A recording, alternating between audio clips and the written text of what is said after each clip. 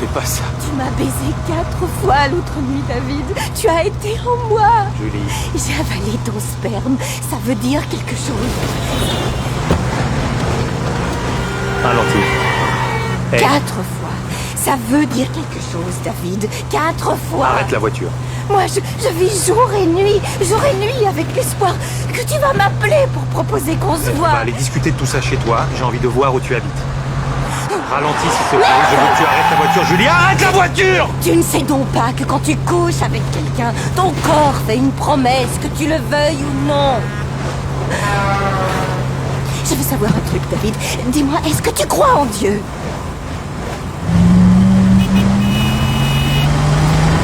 Qu'est-ce que tu fais? D'accord, je t'aime. Je t'aime.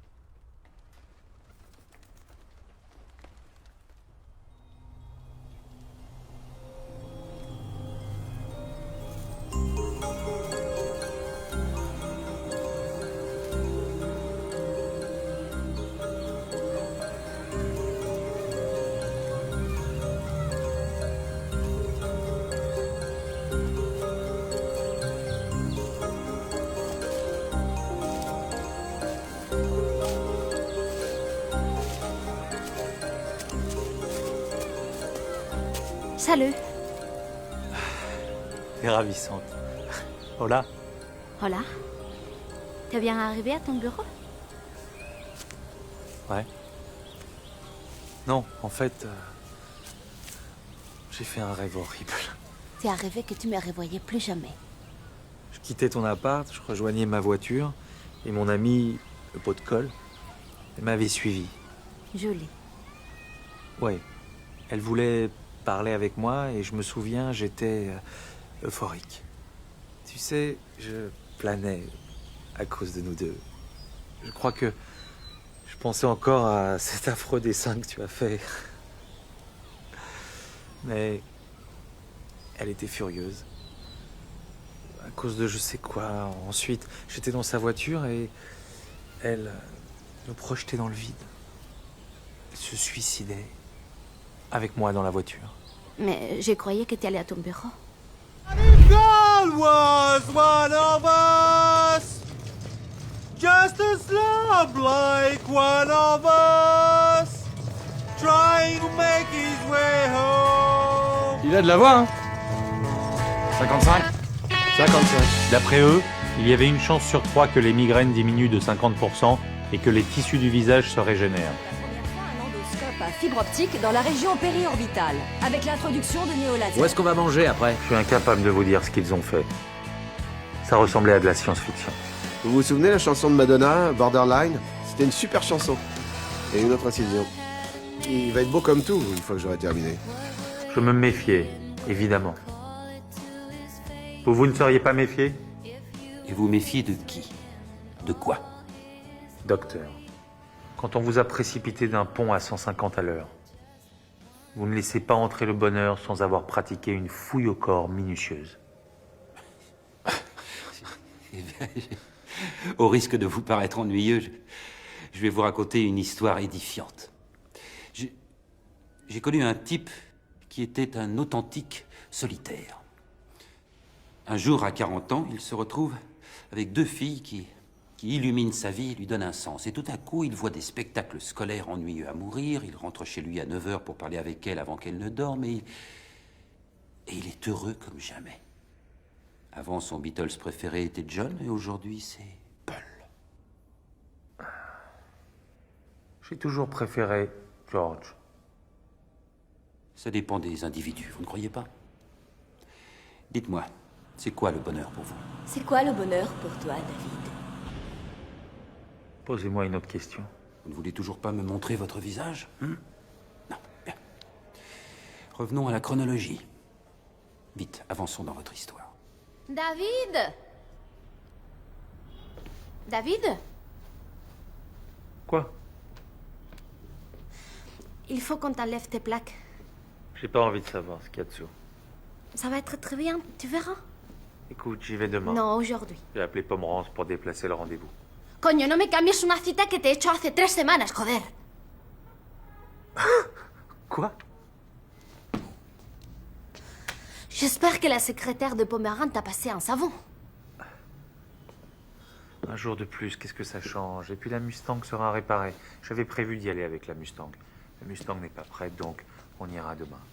Avec la Mustang. D'accord. On ira quand elle sera prête, la Mustang. Je comprends. Je sais très bien que ce n'est pas parce que tu veux retarder un moment que tu es prête. Bien sûr que non. Non. Bien sûr que non. Je comprends.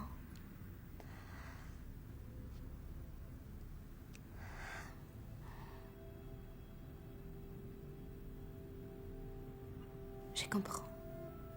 Tu as raison. Je crois que c'est très important d'avoir la bonne voiture.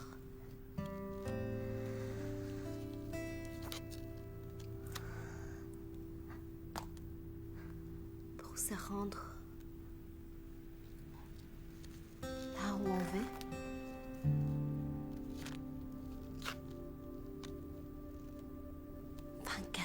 Sur 24.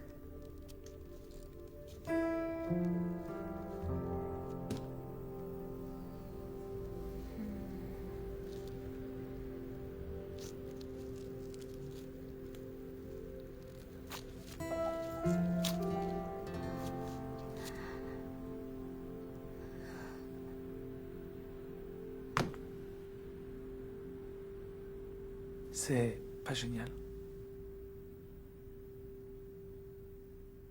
Eh bien, tes oreilles sont à leur place.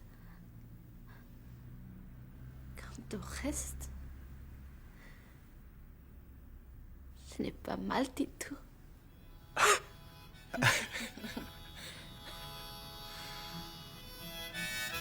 C'est parfait.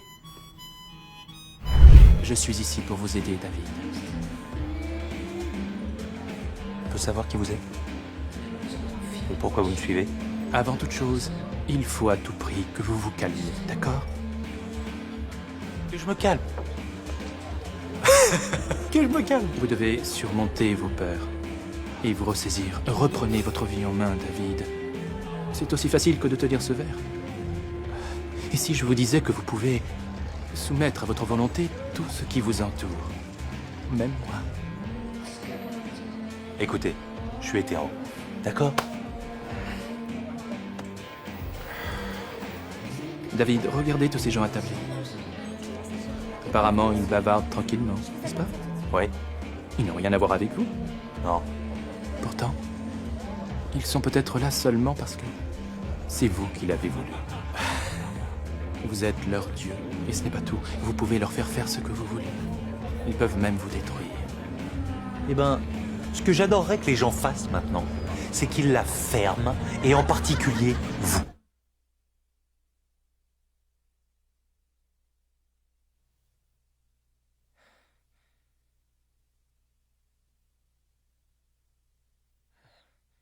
Vous voyez?